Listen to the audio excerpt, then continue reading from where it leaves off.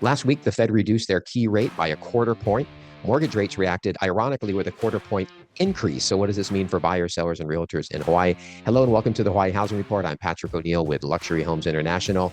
And to help us unpack sales, volume trends, and the interest rate mystery, we have Hawaii economist and principal at TZ Economics, Mr. Paul Brewbaker. Paul, it's really good to see you again. Thanks, Patrick. Thanks for having me as usual. Thanks for being here. So Paul, last week, the Fed cuts their rate, but the mortgage interest rates end up going. Can you explain what happened and what's going on? Okay, first of all, they didn't go up that much, and I think most of it was just in the last. Well, if you're looking at the Treasury yields, there was a lot of movement in the last 24 to 48 hours. But I don't think anybody needs to feel like we're derailed from the resumption of the path that the Fed initiated and also articulated as in those terms Let me last put this in week. context. I'll put it in Yeah, context. In anticipation of the cut the week before, yeah, the 30-year rate was 6.0, I think 2 and change. Right now, today, I think we're going to be closer to 6.25, something like that. We're going to find out yeah, in just a moment. That's what I mean. That after it was actually announced, the rate that was happening went a bit. yeah. Well, so remember the mortgage rate is being set in a completely different market, but of course it's being benchmarked to the risk-free term structure of interest rates, of which this heavy black line in the screen here, the 10-year yield, is perhaps the most pertinent of the rates. And you can see how it had been front running. In fact, the entire term structure of interest rates had been front running the Fed, awaiting validation from the Fed, which controls the overnight rate. So if the long-term rates were already moving because the Fed was already signaling that the balance of risk was shifting away from higher inflation, an expectation that was thankfully not fulfilled, towards lower employment, or risk that the Fed wants to get ahead of, seeing the job growth dissipate to almost zero, seeing downward revisions in the job growth that was already measured for the last year but had to be revised. They clearly signaled a shift to a posture more concerned about sustaining employment, which would imply lower target rates than they were concerned about higher inflation from tariffs, which may turn out to be unconstitutional. But either way, we're not showing up in the inflation today. Okay. So they signaled that, they validated it, the market got a little ahead of it, had then backed up, and then in particular today in the Treasury markets, or yesterday and today, the markets were responding to Fed Chair Powell's reminder that their decisions are data dependent. That their decision last week, it was based on the data that we have to date, and that there's no guarantee. Although this shows their own expectation of their own path for the next couple of years. So And if a we look at the resumption.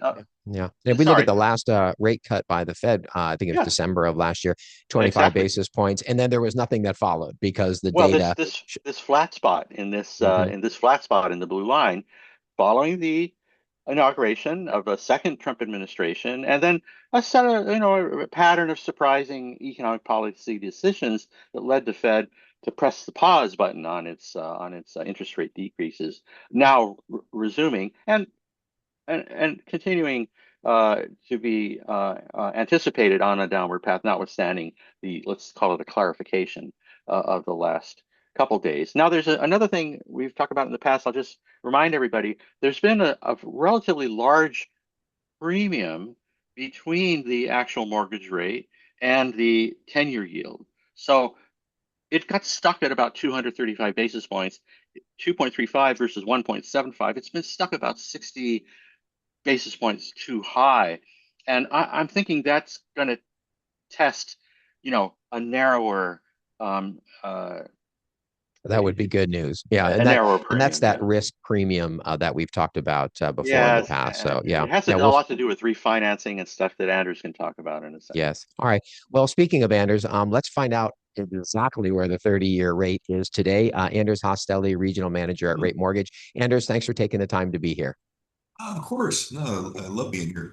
All right, So, good. So, mortgage Anders, rates. it was the week before the Fed announcement. You and I spoke on the phone. My memory is the rate was something like 6.02 and Mhm. change or something along those lines. Fed came out, announced last week. Where is the 30-year vanilla rate today?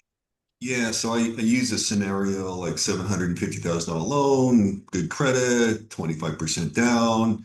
And yeah, at that time, before the Fed made their cut, we were at about 6% with 0 points for that scenario. And today, same scenario, it's 6.25%. Oh, So I it's see. quarter So it is percent higher. a quarter up since the announcement. And then if I understood what Paul's saying, I'm sure we're going to talk a little bit more about it. It seems that he's saying more on the longer term trend line. We will see rates sort of continue to soften in the mortgage area. Do you subscribe to that as well? Yeah, I do, and I know I've been probably oversubscribed to that in the last couple of years. Yes, definitely. But we're really seeing that now. Okay. Um, and I know that Okay. I'll talk all about that. Okay. So if we look at the current rate, this is the latest data from Freddie Mac, but let's just call it 6.25 for ease. Mhm. Where is the rate for VA? So VA, it's interesting, right? So they're traded differently, and they are typically there's about a 0.5%, 0.75% lower than a conforming rate. So we're right now like a 0 point VA loan, vanilla loan, anywhere between 5.5 to 5.75%. That's wonderful. That's really That good. sounds Yeah, good. really And Anders, good. what about adjustable rate mortgages? Have they been popular? Where are the rates compared to the 30-year fixed? Hi, it's Patrick. If you're enjoying this content, please do give us a thumbs up below and be sure to subscribe. Thank you. Yeah, definitely adjustable rates have become a little bit more popular because rates have come down a little bit on the short term or the short edge end of the curve. So we're doing more 7-year arms because we can actually qualify them at the start rate. So let's say somebody's at 5.5 on a 7-year arm, we can qualify them at that rate. Whereas that same scenario, maybe it would have been 6%. I So see. roughly a 0.5% in the rate better for a 7-year arm. Okay. And have those become more popular? Yes, They have. Okay. definitely, And I definitely. know you've told me to sort of understand what the future holds. You track mortgage applications, Mhm. rate locks, those sorts of things. Have you seen any dramatic change over the last month? Yeah, we definitely seen it. If you've seen it here locally, and really, we've seen a lot more refinance transactions. People are taking advantage of the rates that they came down. I think what helped us too is last year we saw the same sort of thing happen. Where rates went down, the Fed cut and then rates actually moved up. So we had that as an example for borrowers that were kind of holding out. So we had a lot more borrowers just say, okay, I'm going to lock in. And Yeah. my advice is always, if there's a good rate, you should just lock it in. That don't gamble because that really good rate can go away quite quickly. Yeah, it's got to be tough. Got to be tough for Mhm. people playing that game right now. Okay, well, let me ask you this. So, looking out to the end of this year through Mhm. December, do you think we'll see another cut from the Fed? And do you think we'll see mortgage rates decrease over the next few months for the end of the year? Yeah, I think we'll see another, in my opinion, again, another cut by the Fed before the end of the year, and hopefully we'll see rates come down a little bit lower than where they're at today. Okay, all right. And if we look out into the future and Mhm. it's a year from now, we're sitting down to talk, where do you think the 30 year will be? I'm hoping 5.875 with 0 points or 5.75 with 0 points. Okay, Again, we were pretty close with the 6% at zero, just not too yes. long ago. Mhm. Yeah. Okay. Well, great, Anders. Thank you. And by the way, that webinar with Sue Savio talking about the insurance issues affecting Mhm. condominiums and single family homes, amazing. And the data that she has. And for anyone Mhm. who's watching this, if you haven't seen it, go back and find Sue Savio talking about the insurance crisis, why it's going through right now. And we'll drop a link in the description below. So, Anders, thank you very much again for making the time to be here today. We'll catch up with Of you next course. time. And everybody else, stand by. We'll be right back with economist Paul Brewbaker. Thank you.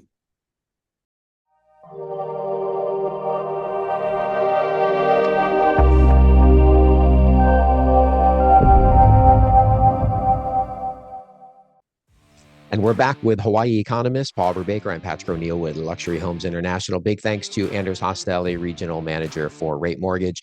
Always appreciate you, Anders. Thanks for all that. Okay, we're going to jump into housing statistics, Paul, and let me pull up some data. We're going to start with the active listings for sale on the island of Oahu. And this information coming from the Honolulu Board of Realtors. This was the latest data that just came out for August.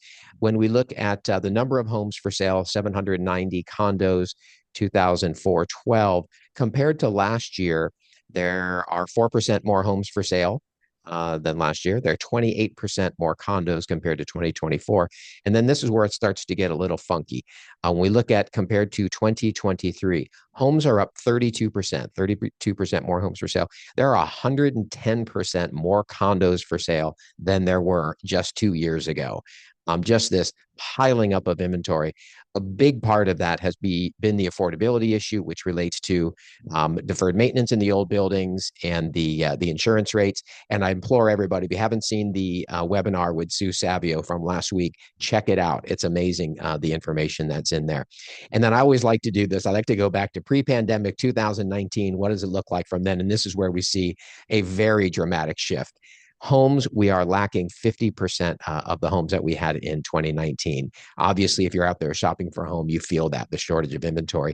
Condos is basically exactly what we had for sale back in 2019 when the market was just starting to correct, if we all recall. Paul, anything you want to comment on this? No, although as you pointed out, every building's 6 years older than in August 2019, and for some buildings, and the last 6 years have been very hard on maintenance and repair costs, and on the way underwriters look at those properties from an insurance underwriting standpoint. By the way, Sue was also a speaker at the Hawaii Economic Association annual conference on these same issues just a couple weeks ago, and the whole conference was focused on insurance. So it's definitely, a subject of the day. Yes, yes, and having a huge impact, and it's spilling into single family homes. I mean, if you're a buyer, a seller, a realtor, you have got to know what's happening right now. Be out there proactive. Okay, let's shoot over to closed sales, closed sale volume. So we're going to look at closed sale volume for August, 1,843 closed homes, 2,881 condos. These are year-to-date sales numbers. If we compare this to 2024, down slightly for single-family homes, 2.2%. For condos, down 4.7%. Not too bad. If we look at compared to 2023, single-family homes are up 5%. Condos are down 11%. We're starting to settle into this new norm. Now, if we go back to August of 2019 year to date, we can see sales for homes are down 20%. Condos are down, 24%. Condos are down 20%. What I take from this slide is people who are in the industry, escrow, finance, realtors, it's not that different than it was in 2019. It's a 20% decrease in the number of sales, but there's a lot of transactions happening out there. Paul, do you have any comments on this? Well, let's come back to the role interest rates play here. The rates have been a little higher than they were in 2019, but we should start thinking about how that would move the volumes, the transactions volumes here, if the expectation of lower interest rates is fulfilled. Yes. Okay. And I would like to talk to you about that and look at some other data I think that you have. Okay. Finally, we'll look at months of remaining inventory. Just to remind everybody, approximate market equilibrium around 4.5 to 5 months of remaining inventory on Oahu, something like that. Anything above that we consider to be a buyer's market. Anything below a seller's market.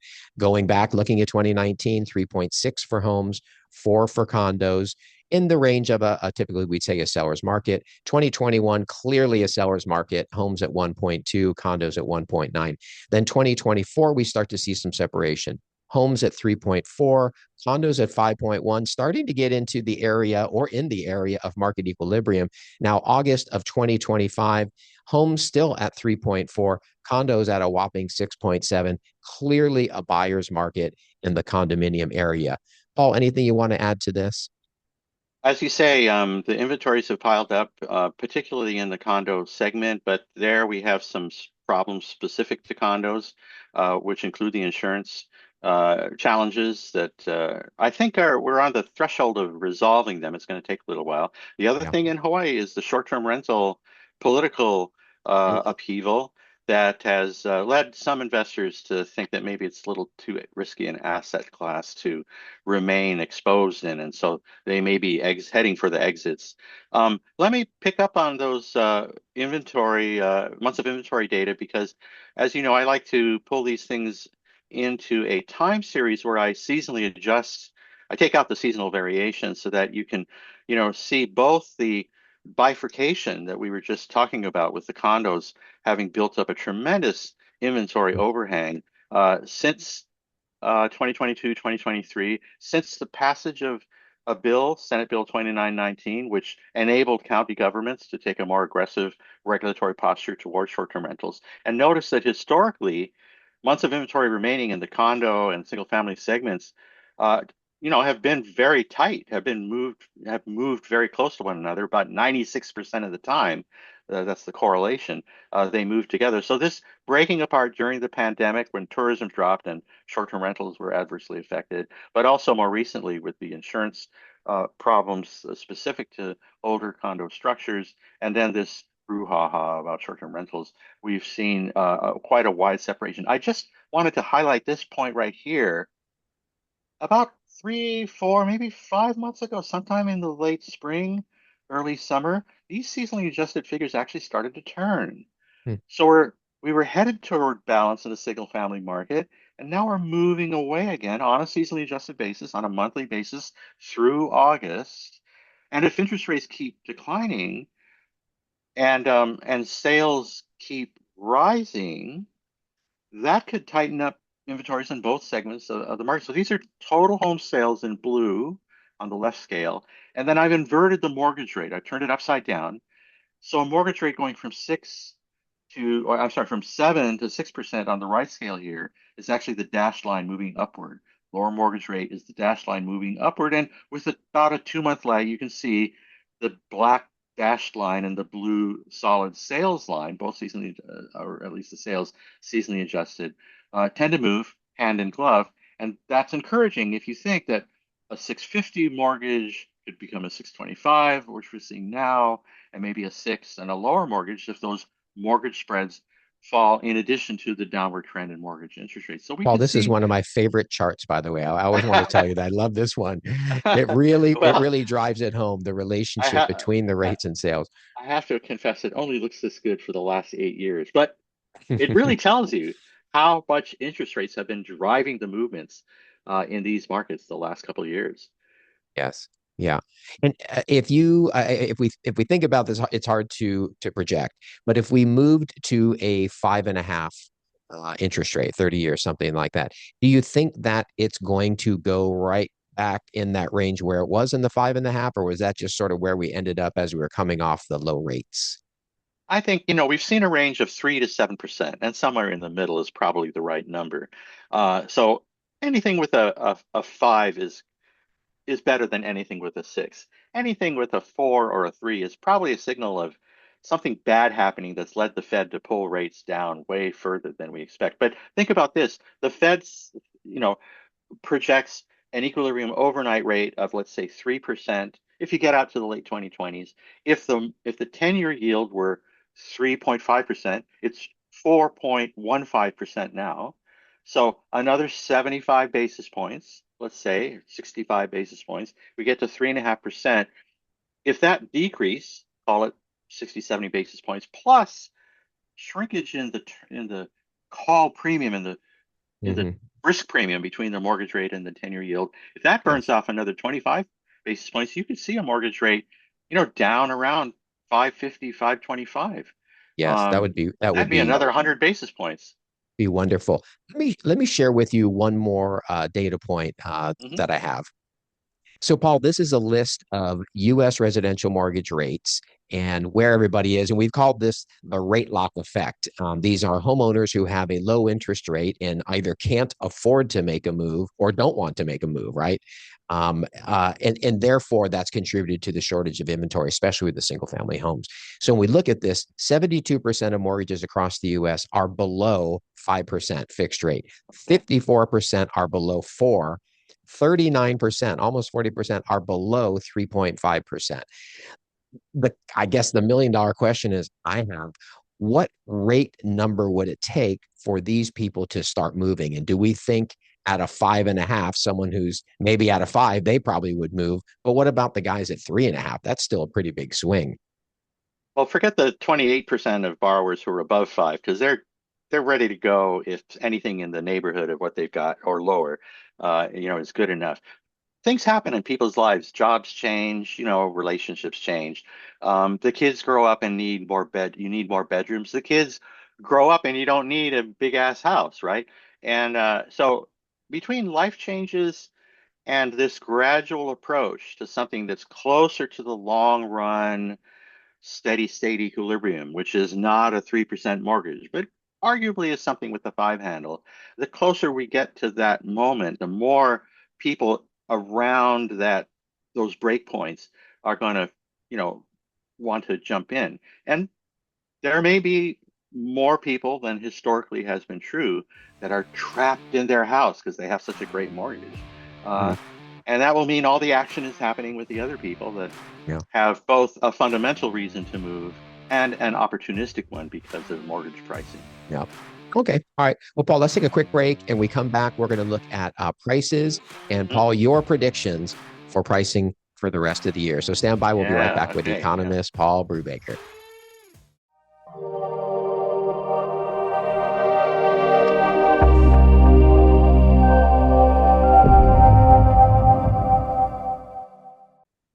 Okay, and welcome back to the Hawaii Housing Report. I'm Patrick O'Neill, joined by Hawaii economist Paul Brewbaker. Paul, we're going to jump into now pricing. This is for the island of Oahu, and get your predictions on where we are headed. We're going to start with the data from the Honolulu Board of Realtors, the latest data that just came out. We're going to look at median price here. We look at the single family going back to 2022.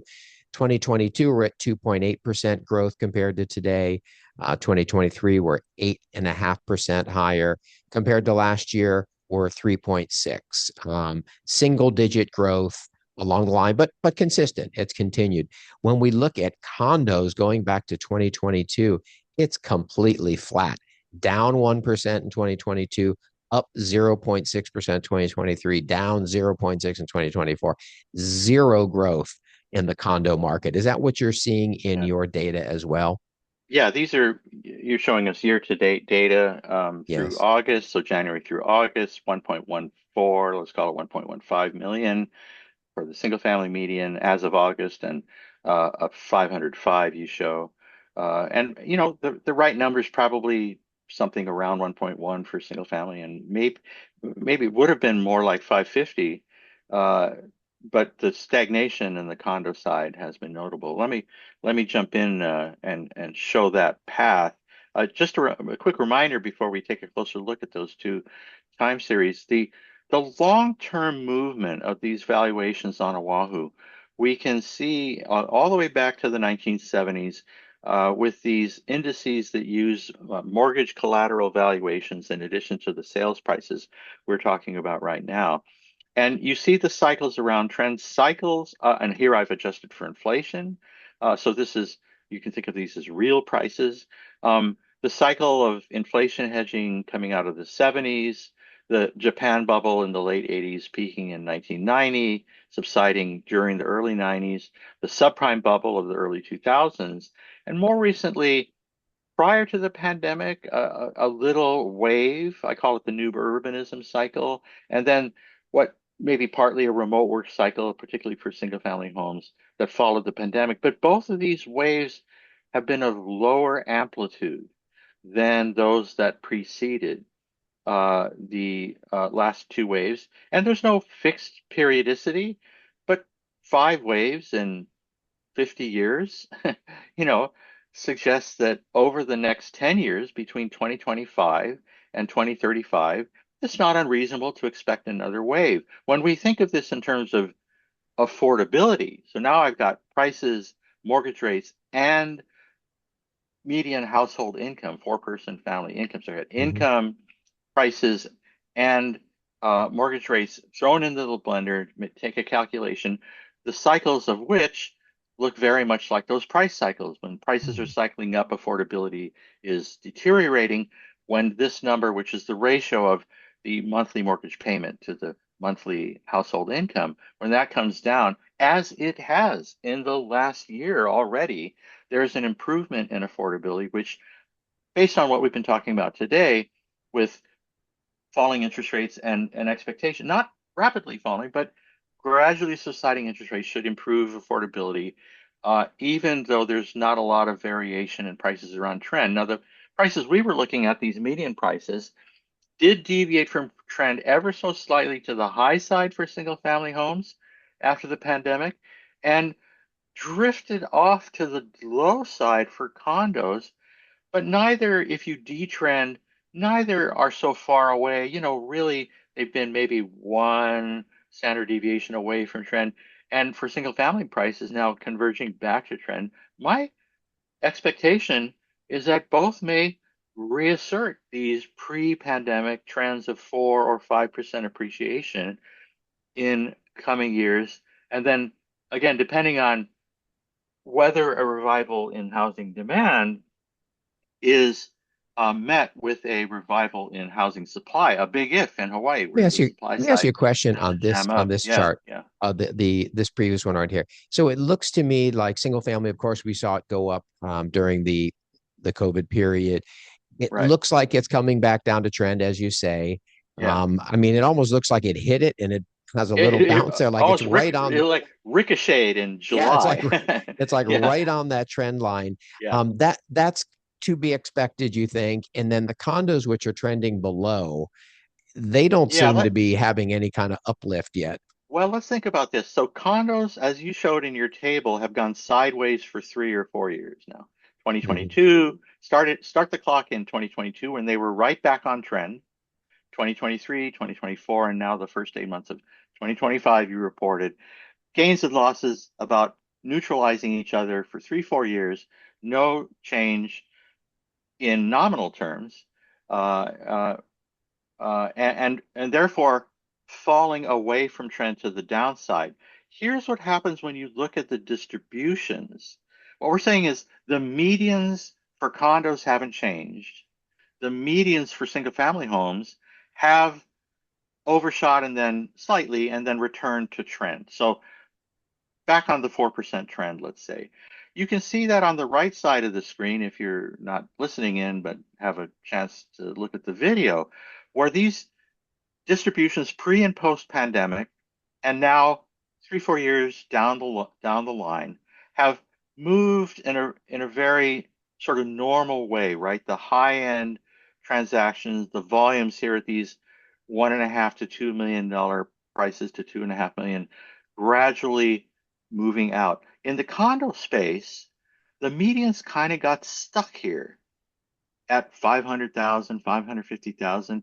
And ironically, in the image we're looking at, literally got stuck at kind of this crossover. But look what happened in the last full 12-month period. And I start each year here in April because I'm making a clean pre and post COVID comparison. In the year from April of 2024 to March of this year, see how this bulge came out? Even though the median for condos has been largely unchanged, there's action in the 800,000 to $1.5 million condo segment, and a bit of a revival in offshore investor interest in this market, which may be, it may be a combination of bottom fishers who've been looking at those condos that have been stagnant for a few years and thinking, maybe Mhm. it's time to get back in, or young professionals who've been looking for the opportunity to buy are seeing the interest rates move back into an appropriate constellation and have seen that single family homes have continued to move essentially along trend while condos are kind of a bargain relative to trend. Yeah. So, So looking at your forecast for, let's call it, single family homes, are you yeah, thinking if we look out 12 months from now, it's going to continue somewhere near the 4% ish, kind of an upswing? I think Condos maybe start to come back in that same kind of a range? I think those are all convergence to trend to me right now is a plausible expectation conditioned on this idea that the interest rate environment will become more accommodative and that the risk premium may subside somewhat, notwithstanding the fact that the motivation for renewal of lower interest rates is some concern about the lack of employment growth in the national economic landscape, the risk of recession. Now, all the risks to those price projections are to the downside. But again, we can't just limit our discussion to demand.